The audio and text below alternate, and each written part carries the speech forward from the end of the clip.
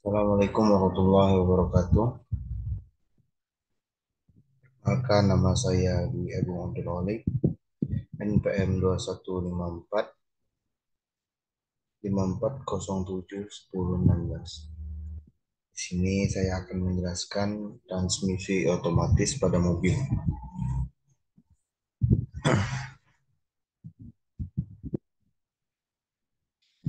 Pengertian transmisi otomatis. Transmisi otomatis adalah suatu perpindahan gigi yang sudah otomatis atau berdasarkan beban suatu mesin. Pada sistem otomatis, roda gigi planetary berfungsi mengubah tingkat kecepatan torsi.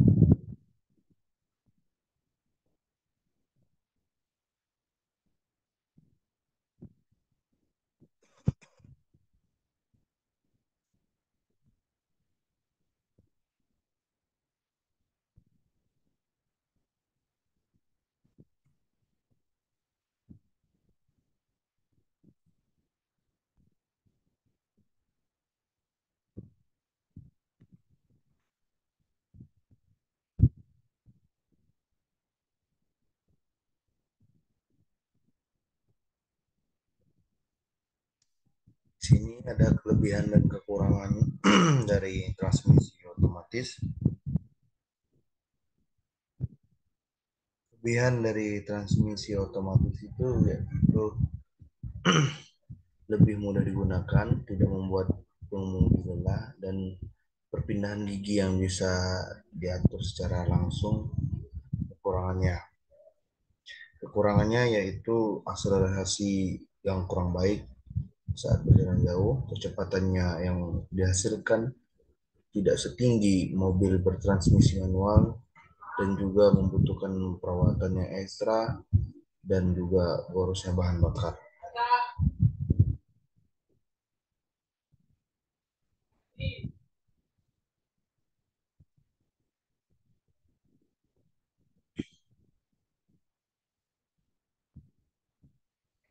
Di sini ada jenis-jenis jenis-jenis transmisi. Yang pertama yaitu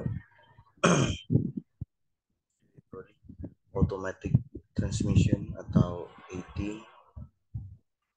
Cara kerja pada transmisi matic konvensional ini adalah menggunakan pengubah torsi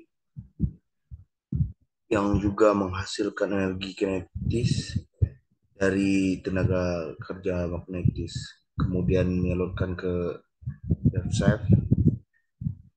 Mercury converse pada mobil ini, Pak, mobil manual disebut kopling, dan dengan fungsi yang sama tetapi cara kerja yang berbeda.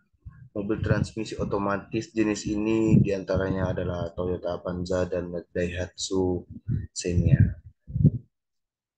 Yang kedua adalah Continuous Variable Transmission atau CVT. CVT CVT ini adalah suatu transmission otomatis perpindahan yang dihasilkan dari perubahan diameter drive dan driven pulley. Sepasang komponen itu mengikuti aturan mesin mobil atau kemudian disambungkan dengan sabuk baja atau belt. Kelebihan CVT dibandingkan dengan AT atau hydraulic automatic transmission itu sendiri adalah perpindahan yang lebih halus dibandingkan AT sehingga tidak terkesan hentakan. Kerja mesin CVT juga lebih ringan dan sigap serta mampu mengefisiensi tenaga yang besar, mengefisiensi bahan bakar. Untuk menghasilkan tenaga yang besar, pengemudi tidak perlu RPM yang tinggi. Itu sebabnya penggunaan bahan bakar menjadi lebih irit.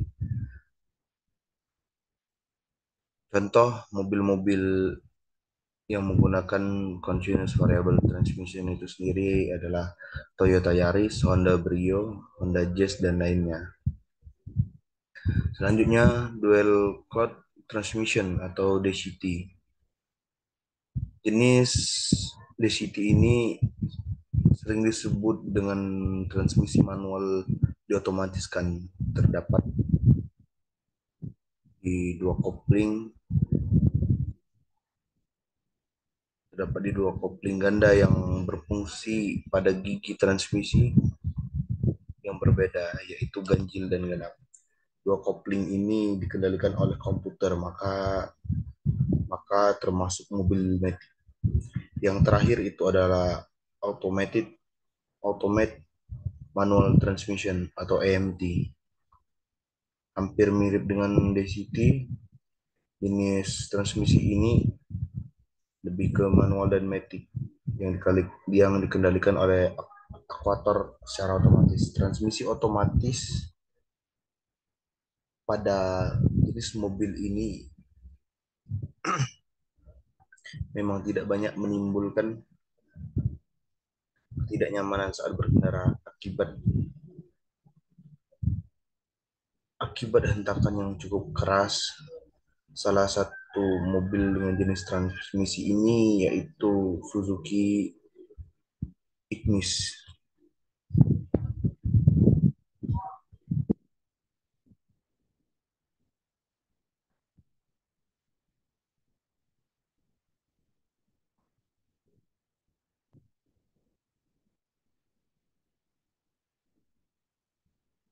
Yang selanjutnya ini adalah komponen transmisi otomatis. Di sini ada komponen transmisi otomatis pada mobil, yaitu yang pertama komponen transmisi otomatis. Komponen ini sendiri ada beberapa jenis. Yang pertama yaitu brake. Brake ini komponen yang terletak pada planter gear yang dapat bergerak untuk mendapat perbandingan gigi kendaraan. Brake dioperasikan dengan tekanan hidrolik dan memiliki dua jenis, yaitu wet multiplied disc brake dan tape brake. Yang kedua itu adalah torque converter, komponen yang terisi dengan automatic transmission fluid atau ATF atau minyak transmisi otomatis. Torque converter ini sendiri memiliki fungsi untuk memperbesar momen mesin, diteruskan pada bagian transmisi, lalu sebagai kopling otomatis yang dapat memindah atau memutus momen mesin terhadap transmisi, memperlembut mesin, meredam getaran, dan juga menggerakkan pompa oil. Yang ketiga itu adalah auto automation fluid atau ATF.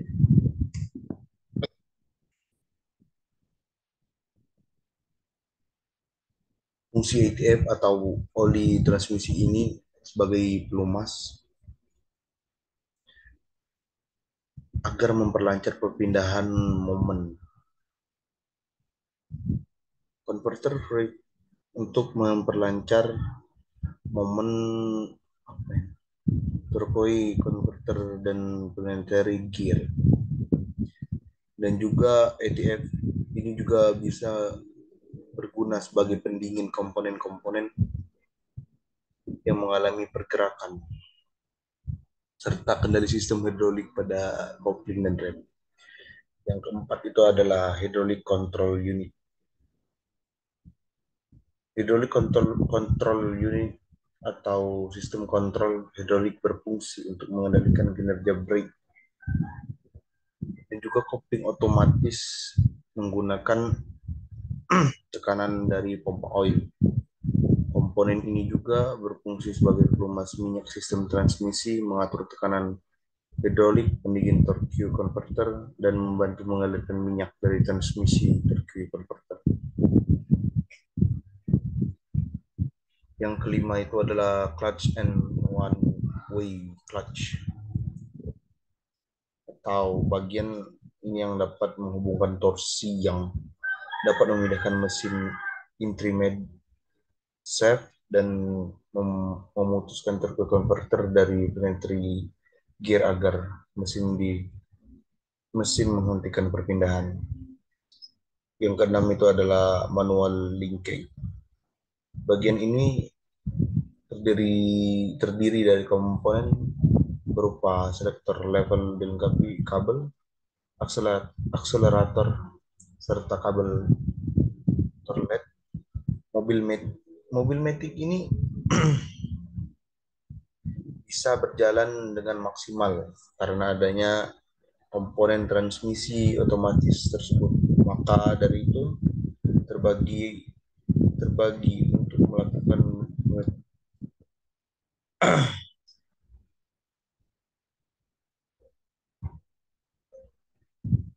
tetapi manual linkage ini lumayan cukup mudah rusak dan juga perawatannya yang lumayan sulit. Yang ketujuh itu shifting control.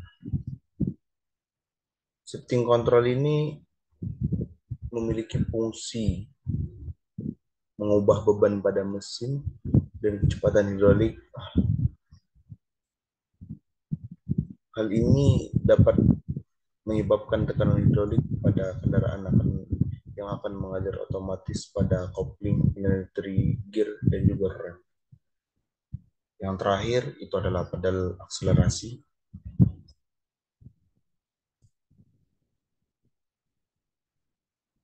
Dan akselerasi ini dihubungkan menggunakan kabel kabel turlap velvet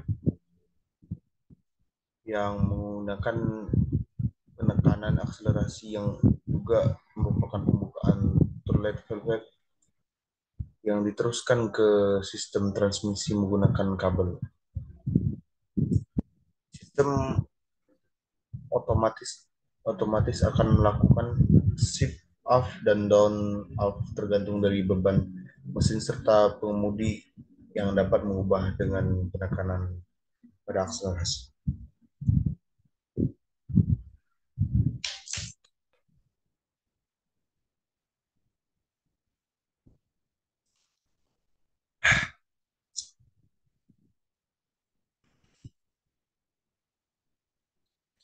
Cara kerja dari transmisi otomatis.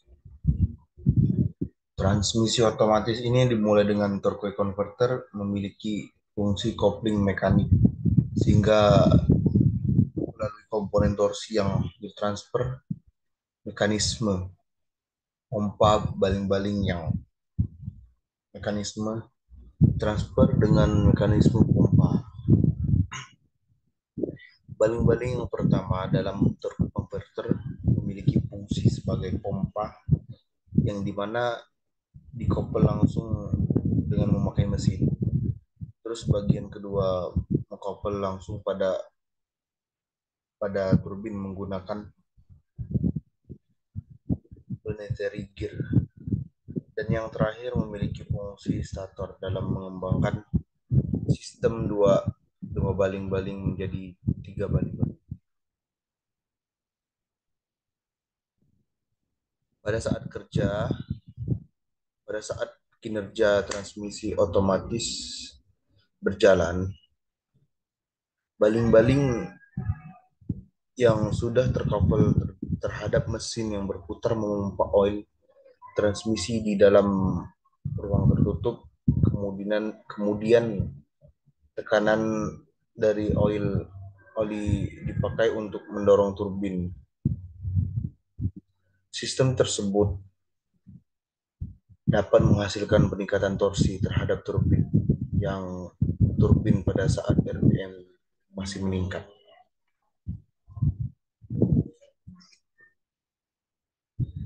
Selanjutnya yaitu sistem transmisi pada motor.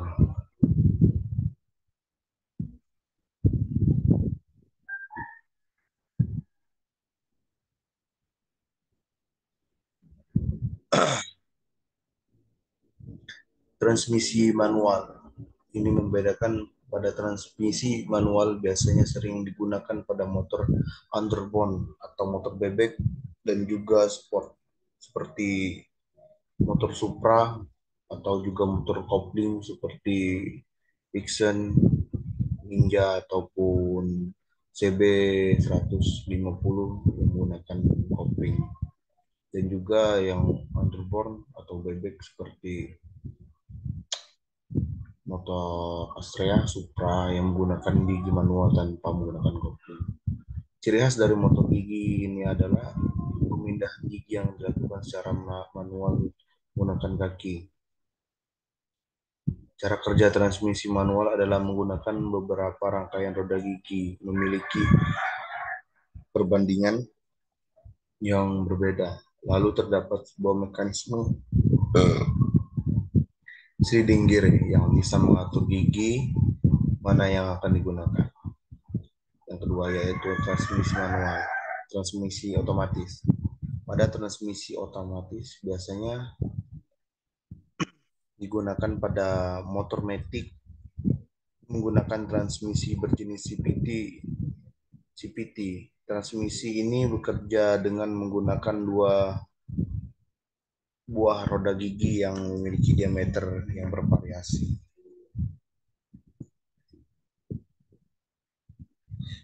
Di sini ada prinsip kerja.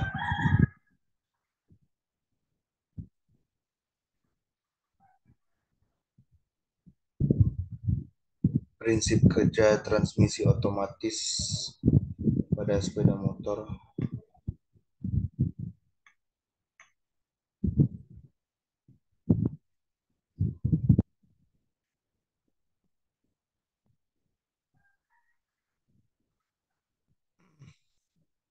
Yang pertama ini transmisi otomatis pada motor menggunakan tipe CVT, Continuously Variable Transmission. Prinsip kerja transmisi CVT adalah menggunakan dua buah roda dua buah roda gigi yang disatukan dengan sebuah bel.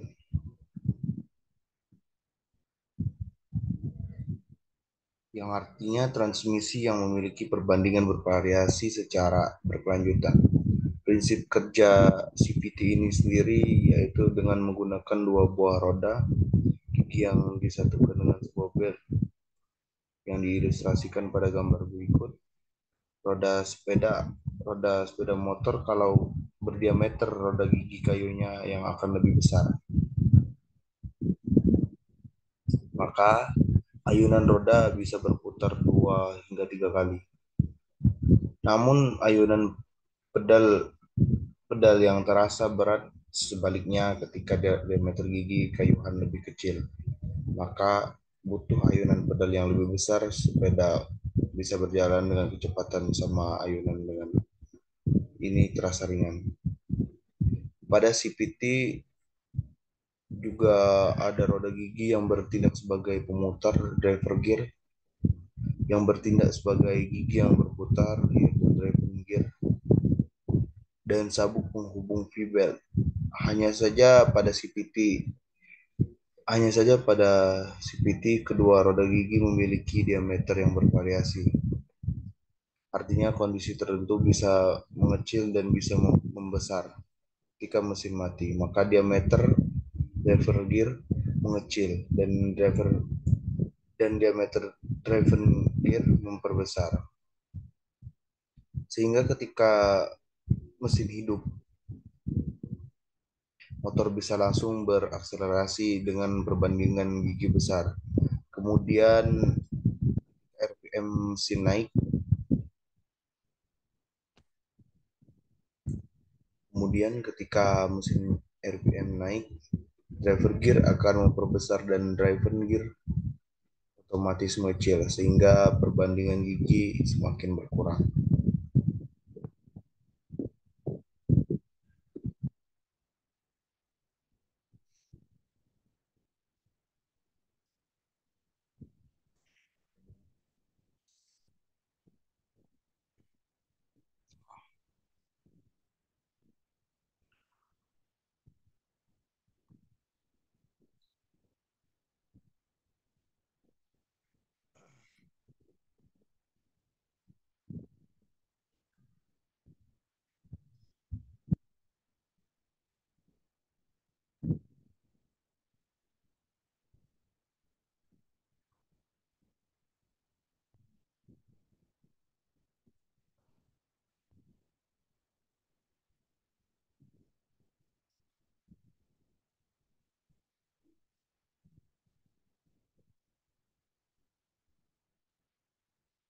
Di sini ada komponen transmisi otomatis. Yang pertama roller. Di sini ada driven plate, clutch, wake, spring, movable driven plate, drive flat, dan juga movable drive flat.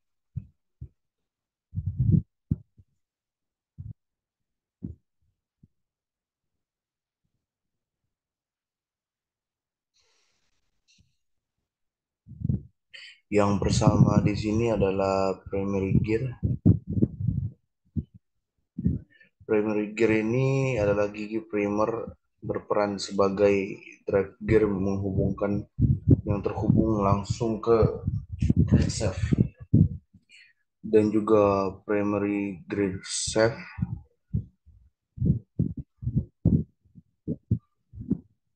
Di sini ada V-belt. V-belt itu sebuah sabuk karet yang khusus digunakan menggunakan gigi primer dan sekunder.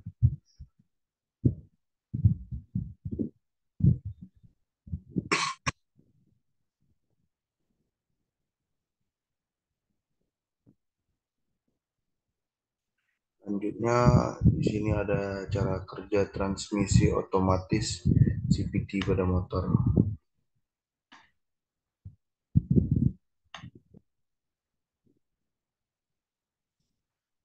Cara kerja transmisi CVT dibagi menjadi empat, yaitu ketika mesin mati. Dalam posisi mati ini, crankshaft tidak akan dalam posisi berputar, sehingga secara otomatis roller pemberat drive gear berada di posisi bawah. Yang kedua yaitu ketika mesin idle. Ketika mesin hidup dalam putaran idle atau stasioner, crankshaft berputar. Akibatnya drive gear juga berputar karena terdapat V-belt yang menghubungkan drive gear, dan driven gear juga ikut berputar. Ketiga yaitu ketika putaran lambat. Pada saat mesin dalam putaran lambat, yaitu 1.500 sampai 2.500 rpm, maka putaran crankshaft akan menjadi lebih cepat, dan putaran drive gear yang terhubung ke crankshaft pun menjadi lebih cepat. Yang keempat yaitu ketika putaran tinggi. Ketika putaran mesin tinggi, maka putaran drive gear juga semakin tinggi, sehingga gaya sentrifugal yang dialami roller semakin tinggi.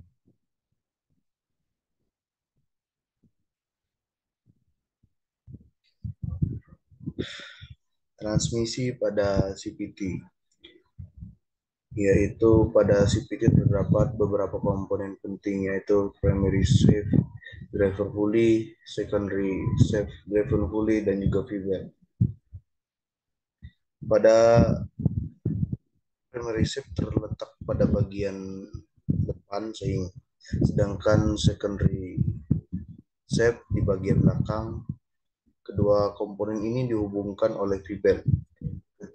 Ketiga komponen inilah yang akan menentukan besaran output berupa torsi dan kecepatan yang akan disalurkan ke gardan dan kemudian roda penyerang.